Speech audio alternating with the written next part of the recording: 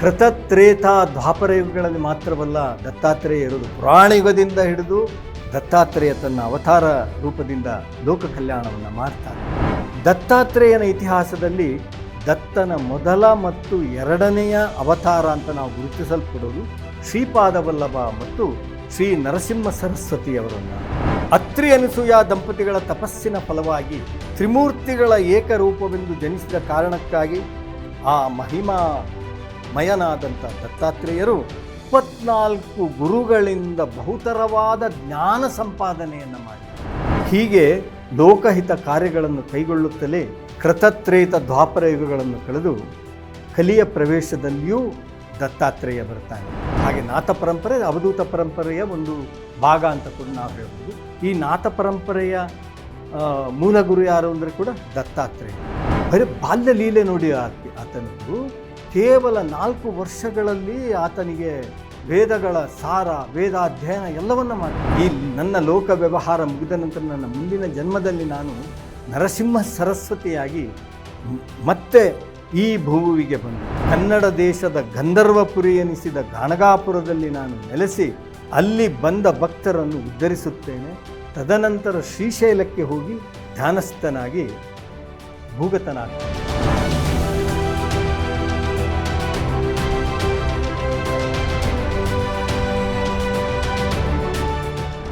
ದತ್ತಾತ್ರೇಯಂ ಶಿವಂ ಶಾಂತಂ ದತ್ತಾತ್ರೇಯಂ ಶಿವಂ ಶಾಂತಂ ಇಂದ್ರನೀಲನಿಭಂ ಪ್ರಭುಂ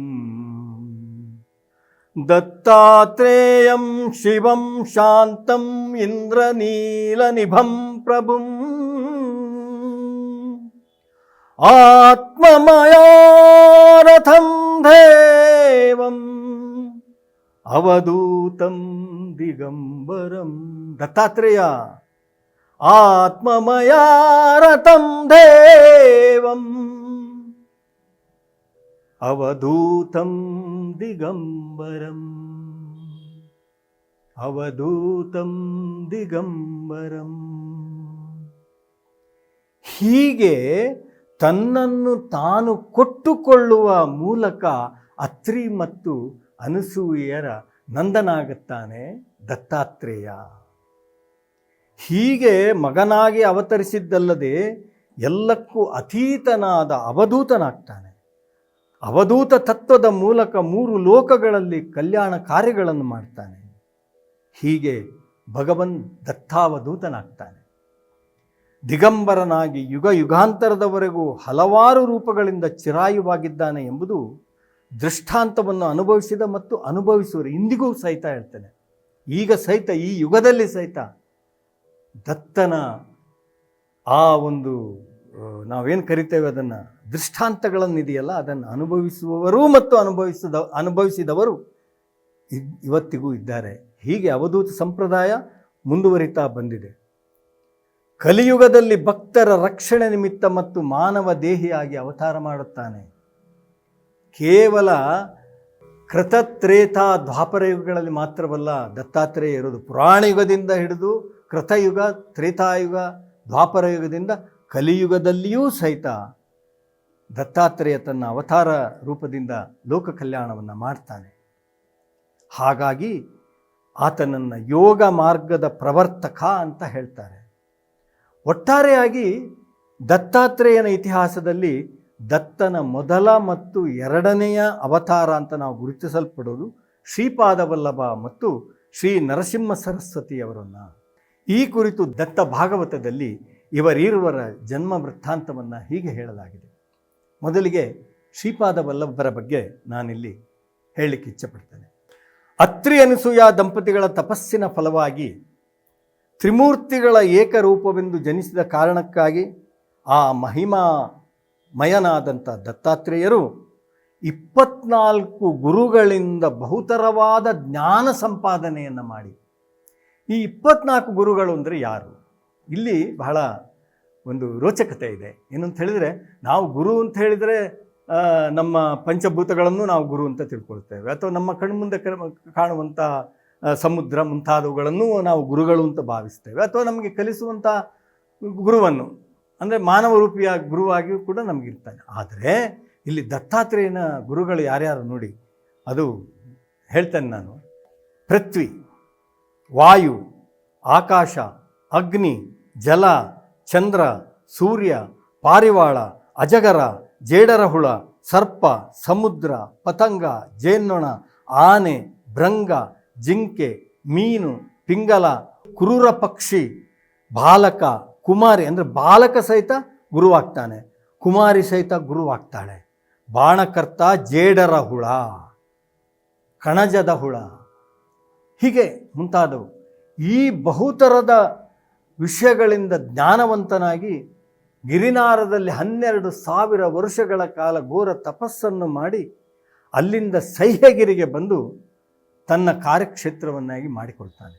ಹೀಗೆ ಲೋಕಹಿತ ಕಾರ್ಯಗಳನ್ನು ಕೈಗೊಳ್ಳುತ್ತಲೇ ಕೃತತ್ರೇತ ದ್ವಾಪರ ಯುಗಗಳನ್ನು ಕಳೆದು ಕಲಿಯ ಪ್ರವೇಶದಲ್ಲಿಯೂ ದತ್ತಾತ್ರೇಯ ಬರ್ತಾನೆ. ಅಲ್ಲಿ ಬರುವಂಥ ಈಗ ನಾವೇನು ಹೇಳ್ತೇವೆ ಈ ನಾಥ ಪರಂಪರೆ ಅಂತ ನಾವೇನು ಕರಿತೇವೆ, ಅದಕ್ಕೆ ಕೂಡ ದತ್ತಾತ್ರೇಯ ಗುರುಗಳೇ ಕಾರಣ. ಹೇಗೆ ಅವಧೂತ ಪರಂಪರೆಯೋ ಹಾಗೆ ನಾಥ ಪರಂಪರೆ ಅವಧೂತ ಪರಂಪರೆಯ ಒಂದು ಭಾಗ ಅಂತ ಕೂಡ ನಾವು ಹೇಳ್ಬೋದು. ಈ ನಾಥ ಪರಂಪರೆಯ ಮೂಲ ಗುರು ಯಾರು ಅಂದರೆ ಕೂಡ ದತ್ತಾತ್ರೇಯ. ಇಲ್ಲಿ ಆ ನಾಥ ಪರಂಪರೆಯ ಸಂಪ್ರದಾಯದ ಮೂಲಕ ಗುರು ಶಿಷ್ಯ ಪರಂಪರೆಯನ್ನು ಗಟ್ಟಿಗೊಳಿಸ್ತಾರೆ. ಹಾಗೆಯೇ ಭಕ್ತಿ ಪರಾಕಾಷ್ಠೆಯನ್ನು ಸಹಿತ ಉಂಟು ಮಾಡ್ತಾರೆ.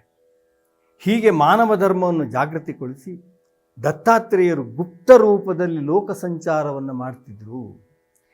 ಹೀಗೆ ಲೋಕ ಸಂಚಾರವನ್ನು ಮಾಡ್ತಾ ಮಾಡ್ತಾ ಮಾಡ್ತಾ ಪುರಾಣ ಪುಣ್ಯಸ್ಥಳವಾದ ಪೀಠಾಪುರಂಗೆ ಬರ್ತಾರೆ. ಪೀಠಾಪುರ ಅಂದರೆ ಪೀಠಿಕಾಪುರ ಅಂತ ಕೂಡ ಕರೀತಾರೆ.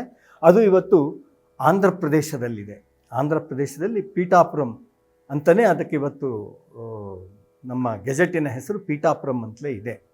ಅಲ್ಲಿ ಅಪ್ಪಲರಾಜು ಶರ್ಮಾ ಮತ್ತು ಸುಮತಿ ಇವರಿಬ್ಬರು ಪತಿ ಪತ್ನಿಯರು, ತುಂಬ ಭಗವದ್ಭಕ್ತರು, ಆಮೇಲೆ ಅತಿಥಿ ಸತ್ಕಾರದಲ್ಲಿ ನಿರತರಾದವರು ಆಗಿರ್ತಾರೆ.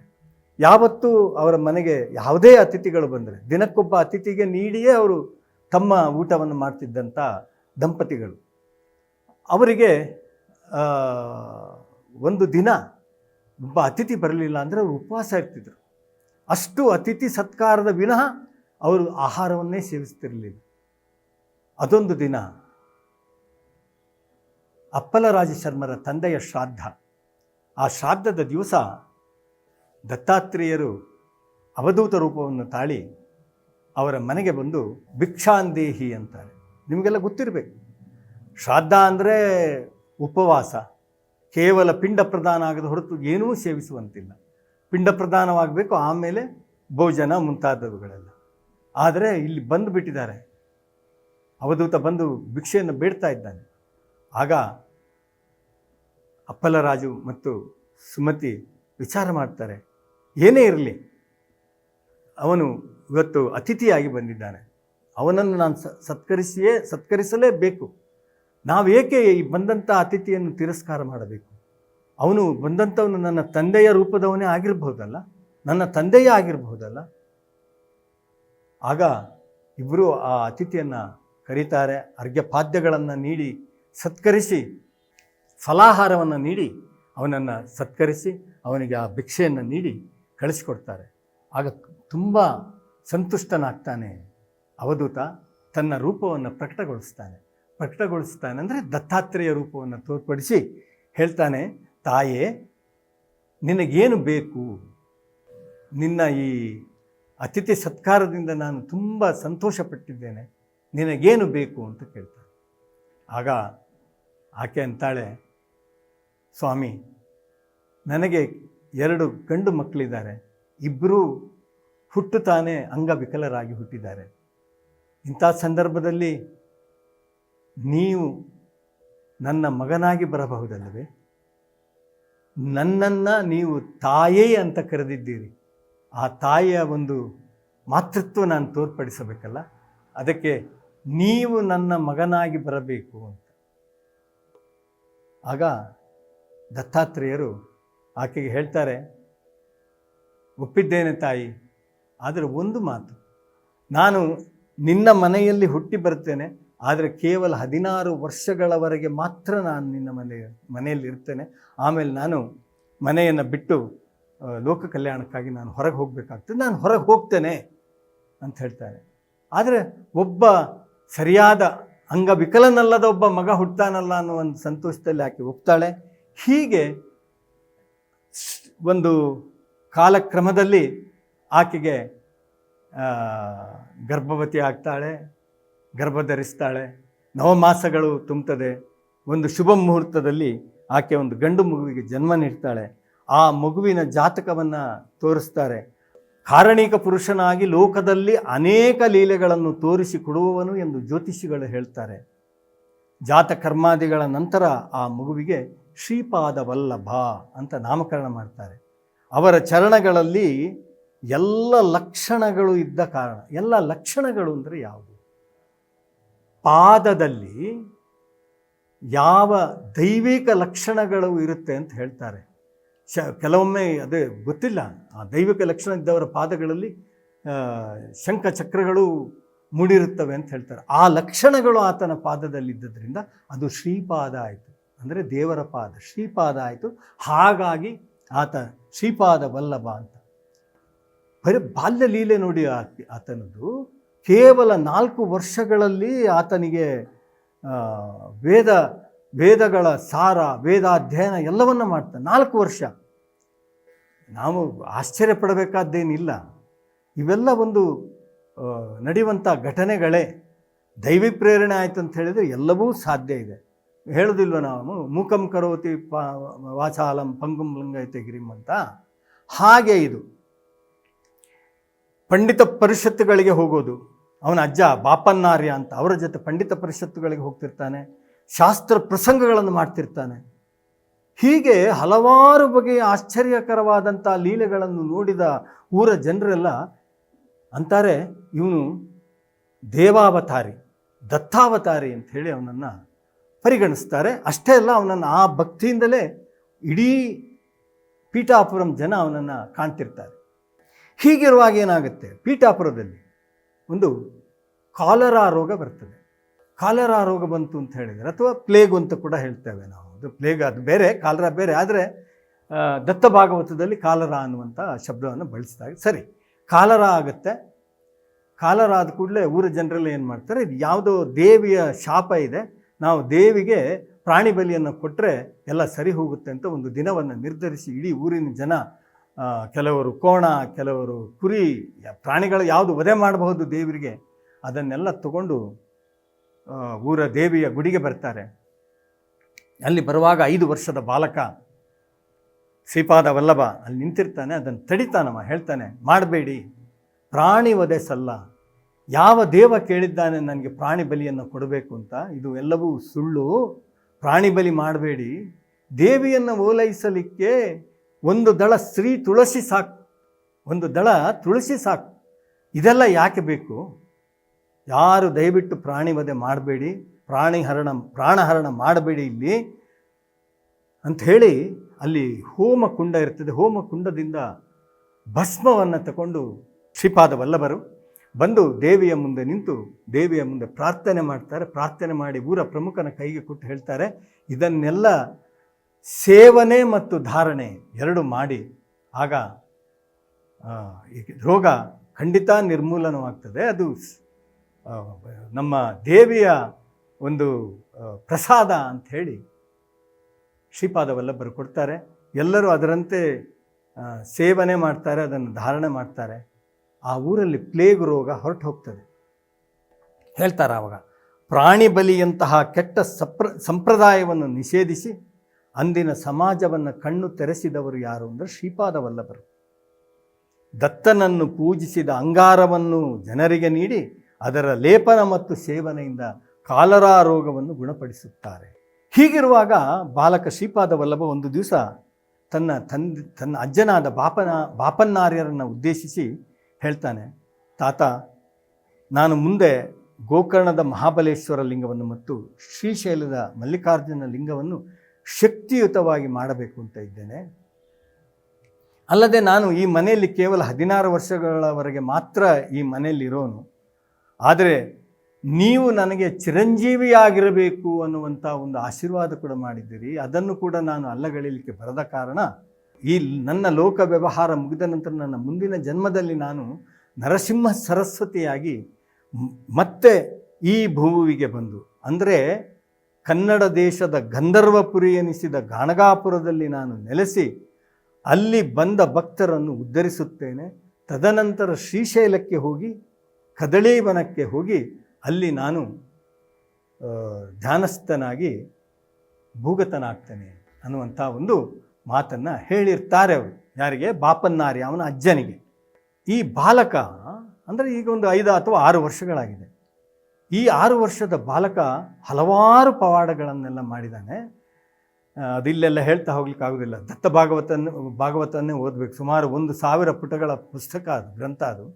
ಅದರಲ್ಲಿ ನೋಡಿದರೆ ಗೊತ್ತಾಗುತ್ತೆ. ಆದರೂ ಒಂದೆರಡು ಪವಾಡಗಳನ್ನು ಮಾತ್ರ ಇಲ್ಲಿ ನಾನು ಹೇಳಲಿಕ್ಕೆ ಇಚ್ಛೆಪಡ್ತೇನೆ. ಮರ್ಮಕಲೆಯನ್ನು ಬಲ್ಲಂಥ ಒಬ್ಬ ಜ್ಞಾನಿ, ಆತ ಜ್ಞಾನಿ, ಮರ್ಮಕಲೆಯನ್ನು ಬಲ್ಲಂಥ ಜ್ಞಾನಿ, ಮತ್ತು ಆತ ಒಬ್ಬ ಕುಸ್ತಿಗಾರ, ಪೈಲ್ವಾನ್ ಅಂತ ನಾವೇನು ಕರಿತೀರಿ, ಅವನ ಹೆಸರು ಕುಲಶೇಖರ ಅಂತ. ಆತ ಕೇರಳದ ಭಾಗದಿಂದ ಬಂದಂಥವನು. ಆತ ತಿರುಪತಿಯ ಮಹಾಭಕ್ತ.